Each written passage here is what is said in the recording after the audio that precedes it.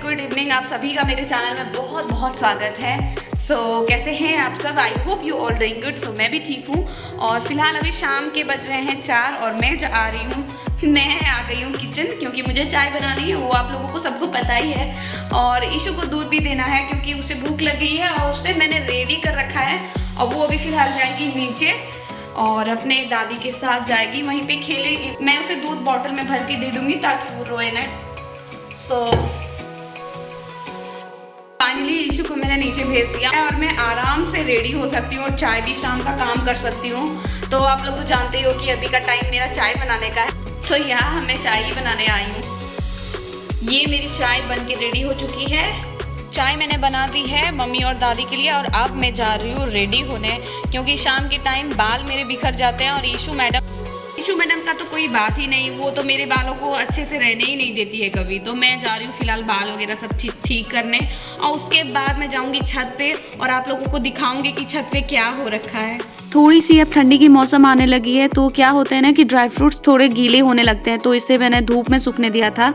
तो इसे सारे अभी डब्बे में भर लूँगी, उसके बाद मैं छत पे जाऊँगी और आपको दिखाती हूँ कि छत पे क्या हो रखा है। तो इधर मेरा डब्बा पैक हो गया, उसे मैंने रख दिया। तो चलिए चलते हैं छत पे और दिखाती हूँ मैं वहाँ पे क्या हो रखा है, कितना बड़ा भूल भुलैया हो रखा है।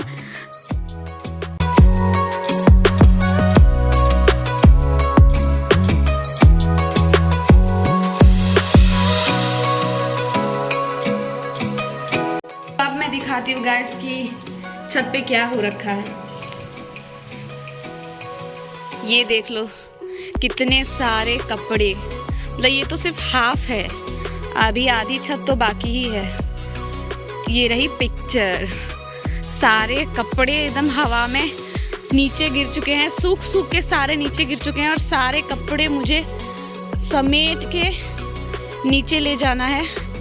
दीदी अभी आएगी छत पे, सारा कपड़ा उठा के वो नीचे ले जाएगी, बट नीचे जाके मुझे सब चीज़ समेटना होगा, जो कि बहुत बड़ी मुश्किल वाली काम है।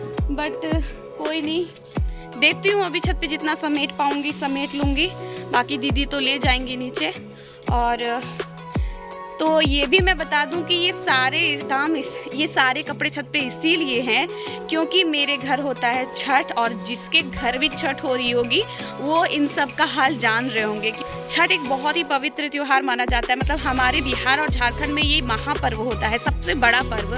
तो इसमें बहुत नियम वगैरह होते हैं, मतलब कुछ भी जूठा नहीं रख सकते हो, कुछ भी कहीं पे भी कपड़ा बिना धुला हुआ नहीं रहना चाहिए। तो जिससे क्या होता है ना कि घर में हमारे जितने भी कपड़े होते हैं सब चीज़ धुलना पड़ता है और उसके बाद उसे छठ में हम इस्तेमाल कर सकते हैं या फिर घर में रख सकते हैं। सिर्फ नए कपड़े जो रखे हुए हैं वही सब नहीं धुलेंगे, बाकी घर में जितने भी कपड़े रहते हैं सबको धोना पड़ता है। दैट्स वाई इतने सारे कपड़े हो गए हैं। और मेरे घर में तो कपड़ों से ज़्यादा पर्दे ही हैं, तो पर्दों से ही ज़्यादा छत भर गया है। तो उसी को अब मुझे समेटनी होगी, देखती हूँ। चलिए स्टार्ट करते हैं, ज़्यादा गप्पे नहीं क्योंकि टाइम फिर वेस्ट हो जाएगा।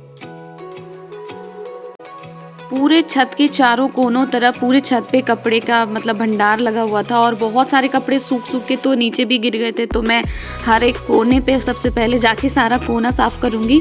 एक कोने का सारे कपड़े को मैं समेट रही हूँ, उसके बाद फिर बीच में आऊँगी।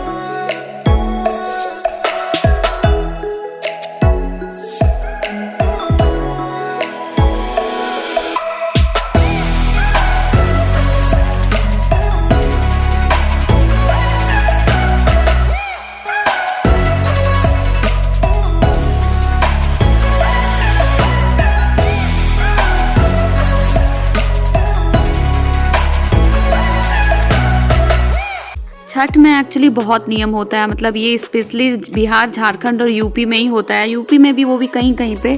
तो इसमें बहुत नियम चलता है। तो जिनके यहाँ पे छठ होती होगी वो तो जानते ही होंगे इन सब चीज़ का हाल, तो उन्हें तो बताने की ज़रूरत नहीं है। बट जो नहीं जानते हैं उन्हें मैं बता दूं कि ये एक बहुत पवित्र त्यौहार माना जाता है। मतलब इसमें पवित्रता का बहुत ज़्यादा ध्यान रखा जाता है।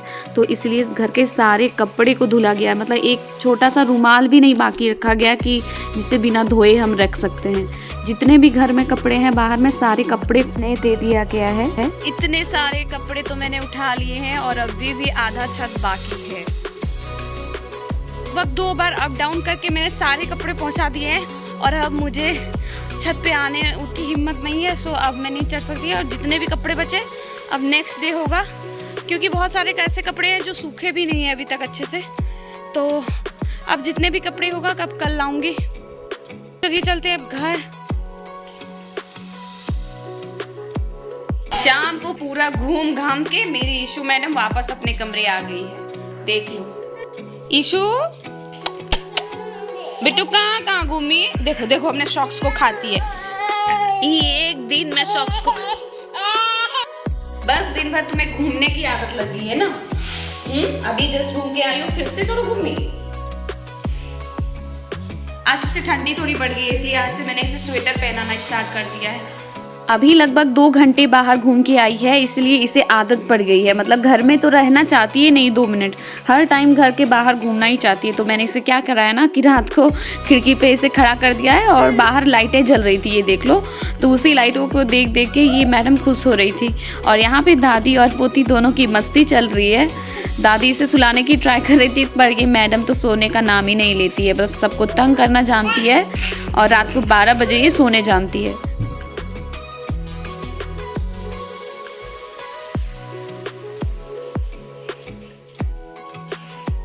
रात की डिनर की तैयारी करी है तो आज थोड़ा लेट हो गया है। ऐसे तो मेरा लगभग 7:30 तक हो जाता था लेकिन आज 8 बज चुके, थोड़ी सी लेट हो गई। सो डिनर तो मैंने बना लिया है और अभी मैं जा रही हूँ ईशू को खिलाने के लिए, क्योंकि 1 ईयर की होने लगी है। तो मैं इसे रात को खिलाती हूँ, दूध रोटी से खिलाने जा रही हूँ। तो चलिए चलते हैं।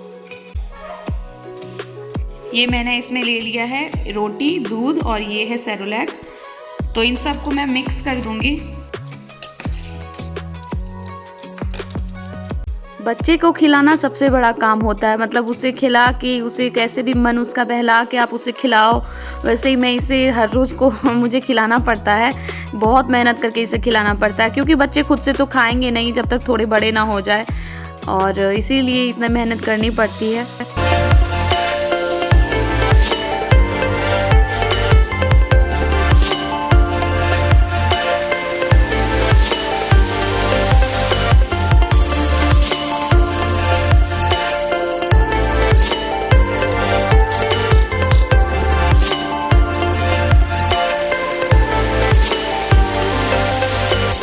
इसे खिलाने के लिए मुझे कितनी मेहनत करनी पड़ रही है। मतलब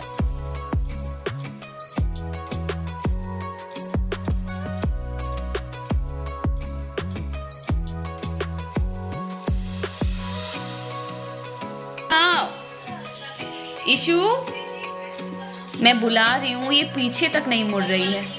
ईशू तुम्हें सुनाई नहीं देता? तब से मैं इसे आवाज़ दे रही हूँ फिर भी पीछे मुड़ के भी नहीं देखती। एक बार पीछे मुड़ के देख ली, अरे चलो मेरा तो कोई काम है ही नहीं, मम्मा तो खाने बुला रही है, और खाना खाना तो बच्चों को पसंद है ही नहीं। तो फिर से ये अपना आगे मुड़ के खेलने लगी, देख लो। तो फिर मुझे ही इसके पास आके खिलाना पड़ा। तो फैमिली कल से छठ स्टार्ट हो रही है और छठ के मैं सारे ब्लॉग लाने वाली हूँ जो कि बहुत ही इंटरेस्टिंग होने वाला है। तो उसके लिए भी मेरे चैनल को अभी से ही सब्सक्राइब करके रखें। तो चलिए फैमिली, इस ब्लॉग को अब मैं यहीं पे एंड करती हूँ। मिलती हूँ आप लोगों से नेक्स्ट ब्लॉग में, तब तक के लिए tata bye bye. But channel को सब्सक्राइब जरूर कर देना, और छठ का ब्लॉग बहुत अच्छा आने वाला है।